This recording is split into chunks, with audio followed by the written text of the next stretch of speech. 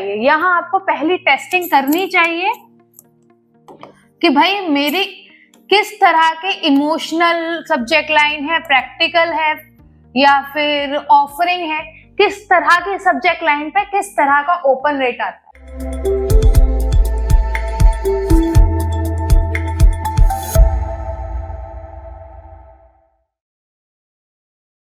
Hey guys, welcome back to our channel Skill People and in this series of digital marketing जो topic हम इस वक्त cover कर रहे हैं that is ईमेल मार्केटिंग। तो अब तक हमने ईमेल मार्केटिंग के बारे में काफी कुछ चीजें जानी है, जैसे ईमेल मार्केटिंग क्या होता है, किस किस तरह से कंपोज किया जाता है, ईमेल मार्केटिंग का स्ट्रक्चर, रिसोर्स शीट्स किस तरह से आप बना सकते हो। बट एक टॉपिक है जो उस पर हमने अब तक बात नहीं की है, वो है आपका मैट्रिक्स, जो आपको बताते हैं कि आपका ये जो ईमेल मार्केटिंग कैंपेन है वो हिट है या फ्लॉप। देखो, कोई भी कैंपेन जब तक आपको एक अच्छा रिजल्ट नहीं दे देता उस कैंपेन का कोई फायदा नहीं होता। आप कितना भी अच्छा सब्जेक्ट लाइन लिख दीजिए, कितना भी अच्छा ईमेल बॉडी लिख दीजिए, कितना भी अच्छा ग्राफिक ले लीजिए, जब तक आप एनालिसिस नहीं करेंगे, जब तक आप टेस्टिंग नहीं करेंगे कि जो कंटेंट आप प्रोवाइड करवा रहे हैं, जो कंटेंट आप ऑडियंस को दे रहे हैं, जो ऑडियंस आप टारगेट कर रहे हैं, जिस टाइमिंग पे आप अपना ईमेल मार्केटिंग कैंपेन शूट कर रहे हैं, क्या वो आपके बिजनेस, आपकी नीश के अकॉर्डिंगली जा रहा है, क्या वो आपको बेनिफिशियल रिजल्ट दे रहा है। तो देखो, इन सब चीजों के लिए ना कुछ मैट्रिक्स होते हैं जिस पर हमें काम करना होता है। तो हम ना आज की इस वीडियो में कुछ ऐसे ही मैट्रिक्स के बारे में बात करेंगे और बोनस में हम कुछ ऐसी कॉमन मिस्टेक्स के बारे में बात करेंगे जो जनरली लोग कर देते हैं।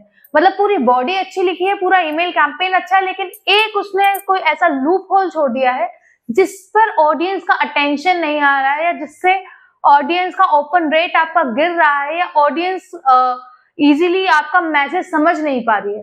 सो आज की फुल्ली वीडियो इसी बात के ऊपर डेडिकेटेड है कि हम किस तरह से वो मैट्रिक्स एंड मिस्टेक्स जाने जिसके ऊपर हमारा पूरा ईमेल कैंपेन टिका हुआ होता है। So let's get start with the video. देखिए, ईमेल मार्केटिंग में सबसे इंपॉर्टेंट और सबसे बेसिक जो मैट्रिक होता है, जिसे हमें एनालाइज करना होता है, जिसे हम रेगुलरली बेसिस पर चेक करेंगे, ये जानने के लिए कि हमारे ईमेल कैंपेन पर किस तरह का रिस्पॉन्स आ रहा है, किस तरह से लोगों से वो कनेक्ट कर रहा है, ये सब चीजें आपको जानना जरूरी है। तो इस फैक्टर में जो सबसे पहला मैट्रिक हम जानेंगे दैट इज ओपन रेट। तो हम यहाँ बात कर रहे हैं ओपन रेट की। अब एक क्वेश्चन ये उठता है कि ओपन रेट होता क्या है। तो देखिए, ओपन रेट एक डायरेक्ट मैट्रिक होता है जो आपको कोई भी टूल प्रोवाइड कर रहा है और आपको ये शो करता है कि कितनी ऑडियंस ने या जितना भी आपने टारगेट किया है उसमें से कितने % लोगों ने, या न्यूमेरिकल डाटा भी ये दे देता है कि कितने लोगों ने आपका ईमेल ओपन किया है। ठीक है, आपका ईमेल ओपन किया है। अब देखो, ओपन रेट ये पहला मैट्रिक है, बहुत कॉमन मैट्रिक है। हर किसी टूल में जब आप एनालिसिस करते हो ये चीज आपको शो करती है कि कितने लोगों ने आपका मेल ओपन किया है। अब देखो, मैंने आपको अपनी लास्ट क्लास में भी समझाया था कि कोई भी मेल अगर मुझे ओपन करवाना है तो 90% लोग जो होते हैं वो सब्जेक्ट लाइन के थ्रू ही मेल पढ़ते हैं। अगर वो सब्जेक्ट लाइन से इंप्रेस नहीं होंगे तो वो ओपन नहीं करेंगे आपका ईमेल, तो आपका कैंपेन वही फ्लॉप। तो work on your subject line, और ये मैट्रिक्स आप यहाँ हर टाइम मेजर कर सकते हो कि अगर मैं एक्साइटिंग सब्जेक्ट लाइन लिखता हूँ तो ओपन रेट कितना है, ठीक है, मैं सरप्राइजिंग लिखता हूँ तो कितना है, अगर मैं कोई चीज प्रोवाइड करवा रहा हूँ, जैसे फॉर एग्जाम्पल आप डिस्काउंट के बारे में बात कर रहे हो या न्यू ऑफर्स के बारे में बात कर रहे हो, तो इस तरह से अगर मैं कोई नई चीजें, नए नए फैक्टर एक्सप्लोर करता हूं तो मेरा ओपन रेट कितना जा रहा है।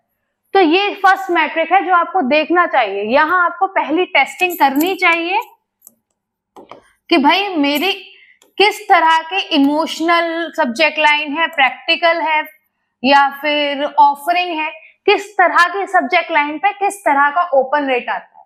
तो ये कैंपेन डाटा आपको फर्स्टली सबसे इंपॉर्टेंटली ये चीज मेंटेन करनी चाहिए। ठीक है, सेकंड आता है आपका CTR, that is click through rate. ठीक है, अब क्लिक थ्रू रेट कैसे है, ये आपका सेकंड इंपॉर्टेंट मैट्रिक होता है जिससे आप एनालाइज कर पाते हो कि आपका कैंपेन पास है या फेल। ठीक है, अब यहाँ आपने ईमेल में ओपन तो हो गया ईमेल, पर कितना सीटीए फुलफिल हुआ, मतलब कितने लोगों ने आपका सीटीए फुलफिल करा। अब ये सीटीए फुलफिल करना भी बहुत इंपॉर्टेंट है। ऐसा नहीं है कि मैंने मेल वहां सिर्फ ऐसे ही नॉर्मली या कैजुअली नहीं भेज दिया किसी को मेल, मैंने मेल भेजा है ताकि ऑडियंस कोई एक्शन ले। ठीक है, या तो मुझे कोई चीज बाय करवानी है, या मुझे किसी चीज पर रिव्यू चाहिए, या मुझे कोई ऑफर की इंफॉर्मेशन शेयर करनी है। ठीक है, ऑफर की कोई इंफॉर्मेशन शेयर करनी है, मैंने किसी ना किसी मोटिव के साथ तो वो मेल अपनी ऑडियंस के साथ शेयर किया है ना। तो अब उस मेल के ऊपर ऑडियंस किस तरह से एक्शन लेती है, ये बहुत इंपॉर्टेंट है। और इस चीज को जो मेजर करता है वो करता है सीटीए, कि हाँ जो एक्शन लिया है वो कितने लिया है, किसने लिया है, किस जो भी आपने सीटीए दिया है वो फुलफिल हुआ है या नहीं। और ये जो मैट्रिक है सीटीआर, वो इसी के ऊपर वर्क करता है कि कोई भी लिंक जो हमने दिया है, कोई भी बटन दिया है, सब्सक्राइब दिया है, बाय दिया है, रिव्यू दिया है, जो भी दिया है, क्या वो मैट्रिक यहाँ फुलफिल हो रहा है। तो ये सब चीजें सीटीआर देखता है। तो सेकंड ऑप्शन ये आता है कि फर्स्टली आप ये चीज चेक करो कि आपकी सब्जेक्ट लाइन बहुत स्ट्रांग होनी चाहिए ताकि आपके ईमेल का ओपन रेट बढ़े। सेकंड जो एनालाइज होता है वो ये होता है कि आप अपना ईमेल में सीटीआर जो भी आपका वो फुलफिल होना चाहिए। ठीक है, सीटीआर इसका क्लिक थ्रू रेट अच्छा होना चाहिए, उसके लिए ऑडियंस कुछ ना कुछ एक्शन ले तो वो आपका सीटीए फुलफिल करे।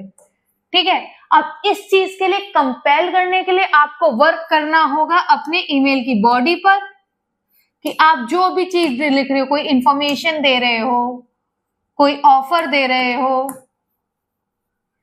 ठीक है, या फिर कोई भी ग्रीटिंग मेल है, कुछ भी है, वो क्लियर होना चाहिए, कंसाइज होना चाहिए, टू द पॉइंट होना चाहिए। ये कुछ फैक्टर्स वहां फुलफिल होने चाहिए, तभी ऑडियंस इंप्रेस होगी और सीटीए फुलफिल करेगी। ठीक है, और जब सीटीए रेगुलरिटी पे फुलफिल होंगे तो आपका क्लिक थ्रू रेट भी बेटर होगा। तो ये एनालिसिस भी आपको करना है कि आप किस तरह का मेल लिख रहे हो, इमोशनल लिख रहे हो, प्रैक्टिकल लिख रहे हो, शॉर्ट लिख रहे हो, टू द पॉइंट लिख रहे हो, या फिर एक पूरी स्टोरी टेलिंग कर रहे हो। आप किस तरह से ऑडियंस से कनेक्ट करने की कोशिश कर रहे हो, ऑडियंस उस पर किस तरह रिएक्ट कर रही है, ये फैक्टर भी बहुत इंपॉर्टेंट है। जो हम थर्ड फैक्टर की बात करेंगे दैट इज बाउंस रेट।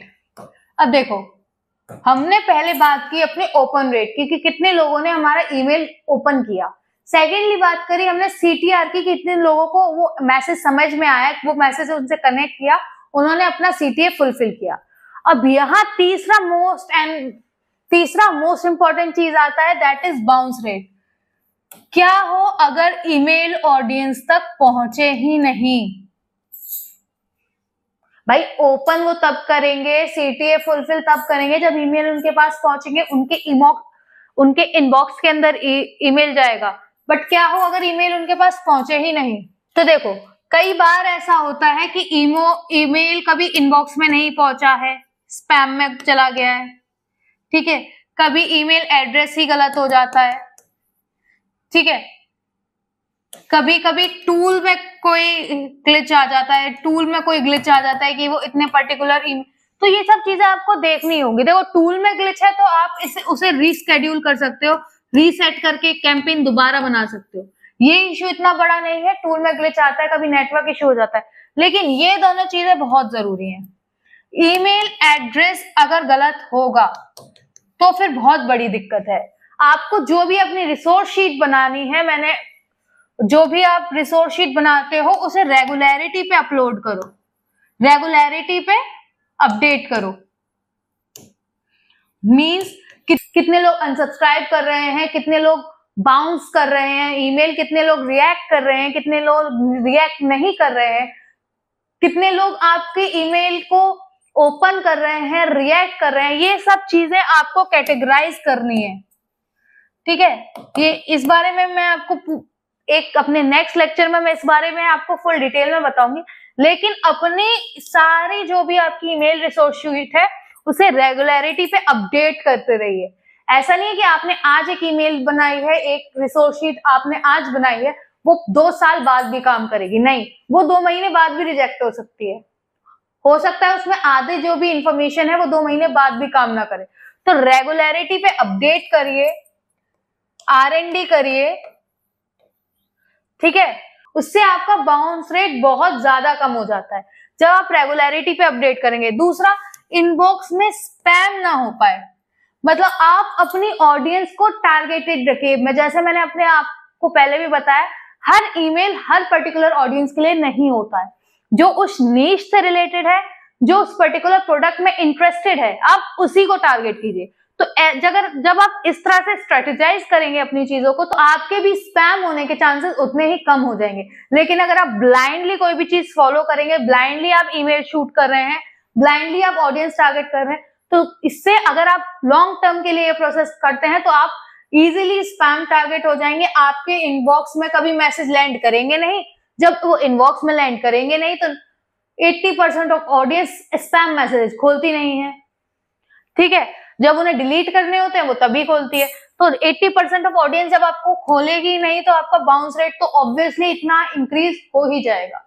तो एक चीज हमेशा याद रखिए, ईमेल को हमेशा अपडेटेड रखिए रिसोर्स शीट को, और ईमेल हमेशा टारगेटेड और स्ट्रेटेजाइज ही रखिए। हर ईमेल को पर्सनलाइज बनाना इज इंपॉर्टेंट। तो होपफुली आपको ये थर्ड पॉइंट भी समझ में आया गया होगा। अब हम बात करते हैं फोर्थ पॉइंट की। ये है अनसब्सक्राइब लिस्ट। देखो, इसके बारे में मैंने अपनी लास्ट क्लास में बहुत इजीली बताया था। देखो, कुछ लोग होते हैं जो खुद से ही लिख देते हैं नॉट इंटरेस्टेड।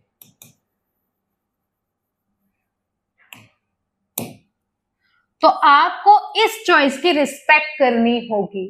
अगर कोई भी ऑडियंस है आपकी, कोई भी टारगेटेड कस्टमर है आपका, और वो आपको ये बोल रहा है that he or she is not interested in regarding to your mails or regarding to your services, goods or anything you are providing, तो you have to respect their boundaries। आपको इस चीज का ध्यान रखना होगा। अगर आप unnecessary ऑडियंस को मेल भेजेंगे, ठीक है, देखो फॉलो अप मेल भेजना is good thing, greeting mail भेजना इज गुड थिंग, लेकिन अगर मैं अभी बोल दूं कि मुझे नोटिफिकेशन नहीं चाहिए आपसे या मुझे मेल नहीं चाहिए आपसे, और आप अगेन एंड अगेन मुझे मेल करोगे, अननेसेसरीली आप मुझे इरिटेट करोगे, तो मैं क्या कर दूंगी, आपकी कंप्लेन। मैं कर दूंगी आपकी कंप्लेन, आपको रिपोर्ट कर दूंगी मैं। और उसके बाद क्या होगा, उसके बाद आपकी रेपुटेशन,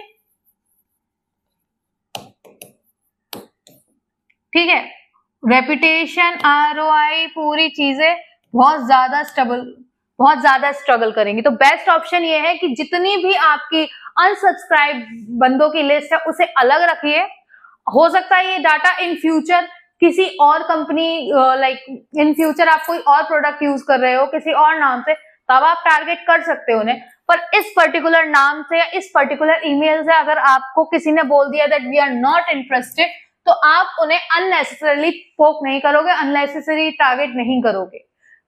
उनका थॉट बिल्कुल क्लियर है कि हमें आपकी जो भी प्रोडक्ट है उसमें इंटरेस्ट नहीं है, and you have to respect that. क्योंकि अगर आप अननेसेसरी करोगे तो आप बिना बात के स्पैम हो जाओगे। जब आप स्पैम हो जाओगे ना, तो आपकी ROI का, ओपन रेट का, जितने भी बाउंस रेट है, ये जितने भी मैट्रिक्स है, ये सब का डाटा हिल जाएगा। आपका ओपन रेट कम हो जाएगा, आपका ROI गिर जाएगा, आपका बाउंस रेट इंक्रीज हो जाएगा, जो आपके लिए बेनिफिशियल नहीं है। तो अनसब्सक्राइब लिस्ट को भी ध्यान में रखिए कि जो लोग अनसब्सक्राइब कर चुके हैं, इंटरेस्टेड नहीं है, उन्हें अपनी सेपरेट सेगमेंट में रखिएगा। सो ये कुछ 4 पॉइंट थे एनालिसिस के, जो बताते हैं कि आपका कैंपेन किस तरह से टारगेट हुआ है, आपका कैंपेन किस तरह से लोगों से कनेक्ट कर रहा है। ये कुछ एनालिटिक्स होता है जो आप बता सकते हो कि अच्छा इस बंदे को हमें टारगेट करना है, इस पर्टिकुलर नीश के ऊपर है, इस पर्टिकुलर प्रोडक्ट के ऊपर, और इस बंदे को नहीं करना है। होपफुली ये चीजें आपके लिए इंफॉर्मेटिव रहे होंगे। अगर आपको ऐसी और इंफॉर्मेशन जाननी है ईमेल मार्केटिंग से लेकर, तो do let us know in the comment box. और अगर ऐसा कोई भी टॉपिक है डिजिटल मार्केटिंग के ऊपर जिसमें आप चाहते हैं कि हम आपको एक वीडियो बनाएं, हम आपकी कोई भी क्वेरी उस टॉपिक से रिलेटेड रिजॉल्व करें, so again connect with us, and for more such informational videos, like, share, subscribe and obviously hit the bell icon.